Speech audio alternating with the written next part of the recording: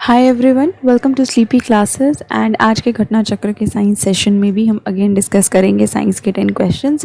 Physics, chemistry, bio तीनों से discuss करेंगे। फिजिक्स में आपने बोला था कि मिरर्स एंड लेंसेज से क्वेश्चंस डिस्कस करने हैं, तो मिरर्स एंड लेंसेज हम डिस्कस करेंगे। केमिस्ट्री में हम एटॉमिक प्रॉपर्टीज़ डिस्कस करेंगे एंड बायो में हम डिजीज़ के बारे में डिस्कस करेंगे। सो आज भी प्लीज़ कमेंट करके बताना कि कितने क्वेश्चन सही हुए एंड नेक्स्ट कौन से टॉपिक पे आपको क्वेश्चंस जो है वो प्रैक्टिस करने हैं। तो चलिए शुरू करते हैं। सो हमारा पहला क्वेश्चन है, what will be the image formed by convex mirror when the position of object is between infinity and pole P of the mirror. ठीक है, जब भी हम कॉन्वेक्स मिरर लेते हैं, ठीक है, let's say this is our convex mirror, ठीक है, और इस कॉन्वेक्स मिरर में हमने ऑब्जेक्ट कहाँ पर रखा है, between the infinity and the pole. ये पोल है और पोल और इन्फिनिटी के बीच में हमने ऑब्जेक्ट रखा है। तो अब हमें बताना है कि इमेज का जो नेचर है वो कैसा होगा। सो ऑप्शन है, A virtual and direct, B real and direct, C real and inverted, या option number D virtual and inverted. So पहले तो हम देखेंगे इसका डायग्राम कैसे बनता है। तो इसका डायग्राम जो है वो कुछ इस तरीके से बनता है, ठीक है। सो यहाँ से बहुत ऑब्वियस है कि आंसर क्या है, ए वर्चुअल एंड डायरेक्ट। अब ये क्यों है, क्योंकि ऑब्जेक्ट हमने यहाँ पर रखा है, ठीक है, between the pole and infinity.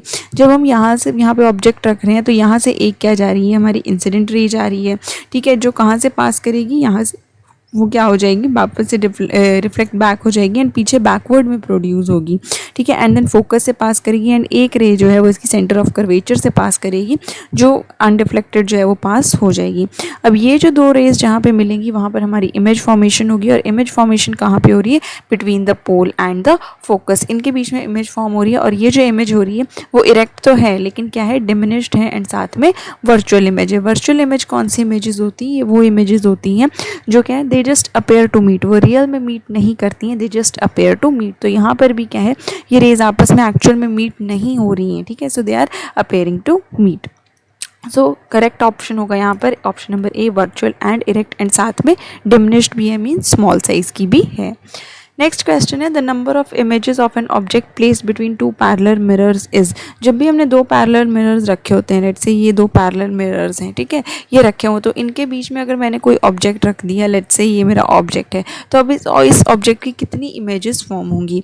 Option है A2, B1, C6, या ऑप्शन नंबर डी इन्फानाइट। सो इसका करेक्ट ऑप्शन है ऑप्शन नंबर डी इन्फानाइट। जहाँ पर भी दो पैरेलल मिरर्स रखे होते हैं वहाँ पर उस जो उनके बीच में ऑब्जेक्ट होता है उसकी इन्फाइनाइट इमेजेस जो है वो बनती है, क्योंकि हर इमेज जो है वो क्या है, उसका हर जो भी हमारे पास ये आता है, जो भी हमारे पास इमेज फॉर्म होती है वो क्या है, वो एक इमेज का ही रिजल्ट होता है। जैसे अगर आप कभी चले जाओ जिम्स में चले जाओ या सलॉन्स में चले जाओ तो वहाँ पे मिरर्स जो है वो आमने सामने लगे रहते हैं। तो अगर आप कभी भी ऑब्जर्व करो तो एकदम वो इनफाइनाइट इमेजेस जो है उसमें फॉर्म होती चली जाती हैं, ठीक है। सो करेक्ट ऑप्शन है option number D infinite. Next question है, when a mirror is rotated by an angle theta the reflected ray will rotate by. जब भी हम मिरर को जो है, मींस प्लेन मिरर को थीटा एंगल से रोटेट करेंगे तो रिफ्लेक्टेड रे जो होगी वो कितना रोटेट करेगी। Option A 0 degree, B theta by 2, C theta, या option number D 2 theta. So यहाँ पर करेक्ट ऑप्शन है option number D 2 theta.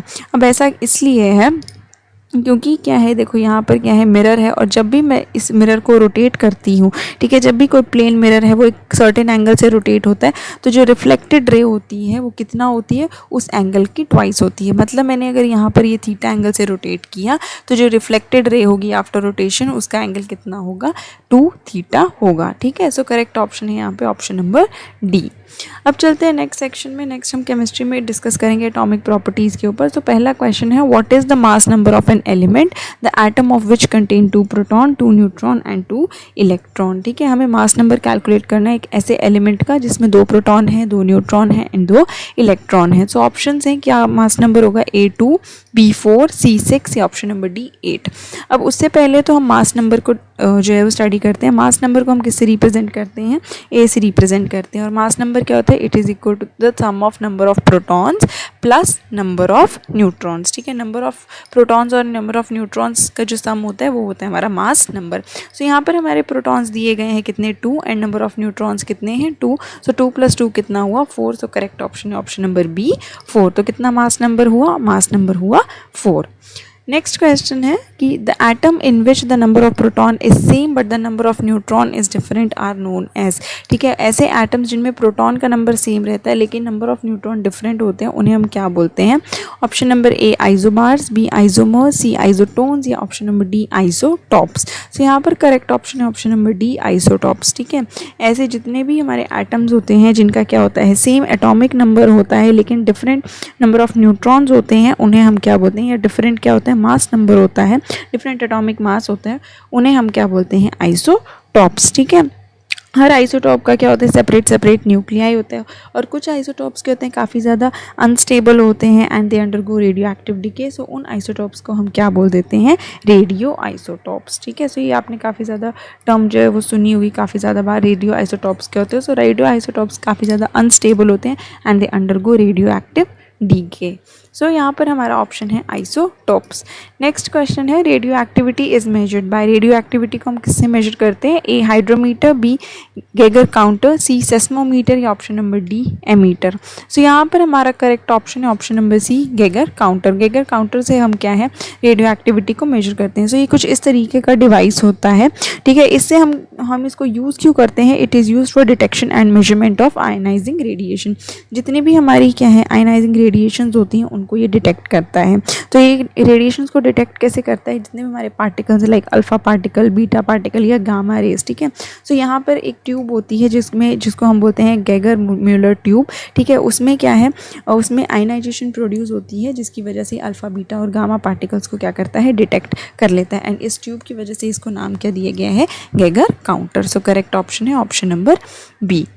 Next question है the disease caused by swelling of the membrane over spinal cord and brain is. ठीक है, वो कौन सा डिजीज है जिससे मेम्ब्रेन स्वेल हो जाता है? ठीक है, या मेम्ब्रेन की स्वेलिंग से होता है? Option number A leukaemia, B paralysis, C sclerosis या डी मेनिंजाइटिस। सो यहाँ पर करेक्ट ऑप्शन है ऑप्शन नंबर डी मेनिंजाइटिस। ठीक है, जो ब्रेन की कवरिंग होती है उसे हम क्या बोलते हैं? ब्रेन के ऊपर जो प्रोटेक्टिव कवरिंग होती है उन्हें हम क्या बोलते हैं? मेनिंजेस बोलते हैं। ये क्या करती है ब्रेन को जो है किसी भी शॉक से या इंजरी से क्या करती है प्रोटेक्ट करके रखती है। तो जब इस कवरिंग में क्या आती है इन्फ्लेमेशन आ जाती है, स्वेलिंग आ जाती है। ठीक है, तब हम वो जो डिजीज़ होता है वो क्या होता है? मेनिंजाइटिस। और ये किस वजह से हो सकता है? कभी कोई इन्फेक्शन हुआ है, वायरस से हुआ है, बैक्टीरिया किसी माइक्रो ऑर्गेनिज्म से इन्फेक्शन के कारण भी जो है ये कंडीशन जो है वो हो सकती है। ठीक है, तो करेक्ट ऑप्शन है option number D. Next question है the liver disease hepatitis B is caused by. Liver disease hepatitis B किस चीज़ से होता है? Option A DNA virus, B RNA virus, C bacterium या option number D platyhelminth. So यहाँ पर हमारा करेक्ट ऑप्शन है option number A DNA virus. ठीक है, हेपेटाइटिस बी या फिर इसको हम और क्या बोल देते हैं इसको हम ऐसे बोल देते हैं HBV। ठीक है, ये जो डिजीज़ होता है ये किससे होता है? पर्टिकुलरली जो होता है ये डबल स्ट्रैंडेड डीएनए वायरस जो है उसको कॉज करता है। ठीक है, एंड इसका जो डीएनए वायरस जो इसको कॉज करता है उस स्पीशीज़ का जीनस है ऑर्थो हेपा डीएनए वायरस। तो आप इसको जो है नोट डाउन कर सकते हैं। इसका क्या है? Ortho HEPA DNA virus. ठीक है, ये इसका क्या है? जीनस नेम है। ठीक है, जो स्पीशीज़ इसको कॉज करती है उसका जीनस नेम है और ये इसका कौन सी फैमिली का मेंबर वो भी आप नोट डाउन कर सकते हैं। It is HEPA DNA विरिडे। ठीक है, हेपा डीएनए विरिडे। ठीक है, ये इसका क्या है? फैमिली नेम है। सो फैमिली नेम कई बार भी आ जाते हैं या जीनस नेम भी आ जाता है तो आप इसको क्या है याद रख सकते हैं और इसको नोट डाउन कर सकते हैं। इसमें होता क्या है जिस भी इंसान को हेपेटाइटिस बी होता है यूजुअली क्या होता है कि इसमें लिवर या तो लिवर फेलियर हो जाता है या लिवर कैंसर हो जाता है या लिवर से रिलेटेड और भी बहुत सारी प्रॉब्लम्स हो सकती हैं and it can even lead to death. ठीक है, ओके। नेक्स्ट क्वेश्चन है foot and mouth disease in animals is caused by. Animals में जो फुट एंड माउथ डिजीज़ होता है वो किस वजह से होता है? Option A bacterium, B fungus, C protozoan या डी वायरस। सो यहाँ पर हमारा करेक्ट ऑप्शन है option number D virus. Foot and mouth disease जो है वो यूजुअली वायरस से जो है वो होता है एंड ये डोमेस्टिक एनिमल्स या फिर वाइल्ड बॉविड्स में जो है वो बहुत ज़्यादा कॉमन है। ठीक है, इसके क्या है एपिडेमिक भी जो है वो एक बार हुआ था। ये बहुत कॉमनली किस में पाया जाता है? कैटल, शीप, गोट, पिग, इन सब में जो है बहुत ज़्यादा कॉमन ये जो है वो पाया जाता है एंड इट इज़ किसकी वजह से होता है? It is caused by a virus. आज का हमारा लास्ट क्वेश्चन है, which of the following is a water borne disease. इनमें से कौन सा है जो वाटर बॉर्न डिजीज़ है? Option A smallpox, B malaria, option C cholera या ऑप्शन नंबर डी ट्यूबरक्लोसिस। तो यहाँ पर करेक्ट ऑप्शन है ऑप्शन नंबर सी कॉलेरा। ठीक है, कॉलेरा जो है वो क्या है? वाटर बॉर्न डिजीज़ है। किसकी वजह से होता है? एकदम डायरियल इलनेस है। ठीक है, जो किसको इन्फेक्ट करता है? हमारे इंटेस्टाइन को इफेक्ट करता है by the bacterium vibrio cholerae. सो इसका पॉजिटिव एजेंट क्या है? Vibrio cholera. सो आप इसको प्लीज़ नोट डाउन कर लो, क्योंकि ये भी कई बार आ जाता है कि पॉजिटिव एजेंट्स क्या होते हैं डिजीज़ के। सो कॉलेरा का पॉजिटिव एजेंट है विब्रियो कॉलेरे, और ये इंटेस्टाइन को अफेक्ट कर रहा है। ठीक है, तो किसी ने कंटामिनेटेड वाटर पी लिया है या खाना कंटामिनेटेड फूड कंज्यूम कर लिया है जिसमें ऑलरेडी ये बैक्टीरियम प्रेजेंट था या ये बैक्टीरिया प्रेजेंट था, ठीक है, सो उसको जो है ये डिज़ीज़ जो है या ये इलनेस जो है वो हो जाती है। और ये एकदम से, जहाँ पर प्रॉपर सैनिटेशन नहीं होती है, सीवेज ट्रीटमेंट नहीं होता है, अच्छे से पानी जो है वो फिल्टर नहीं होता, साफ़ नहीं होता, वहाँ पर जो है ये डिज़ीज़ काफ़ी ज़्यादा जो है रैपिडली जो है ये फैलता है। ठीक है, सो ये थे हमारे आज के 10 क्वेश्चंस। आई होप आपको क्लियर हो गए होंगे। प्लीज़ मुझे कमेंट करके बताना कितने क्वेश्चंस आपके सही हुए एंड नेक्स्ट कौन से टॉपिक पे आपको क्वेश्चंस प्रैक्टिस करने हैं। सो तब तक के लिए